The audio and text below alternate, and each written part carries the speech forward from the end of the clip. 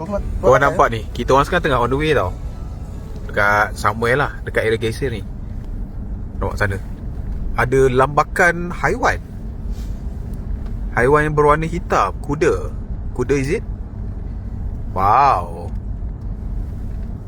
Bagi yang wonder, video ni direkam dengan Samsung Galaxy S26 Ultra. Apasal tiba-tiba jadi iklan. Tapi just nak showcase lah. Zoom nampak. Stable kan? Nampak? Kita orang dah bersini. Nampak? Dan apasal tiba-tiba overexpose? Terlampau snowy. 1, 2, 3, 4, 5. Banyak. Okay. Tapi view cantik lah korang nampak depan. Ini adalah Iceland trip yang sebenar. Depan ni kita ada Ahmad Had Abu Zaid.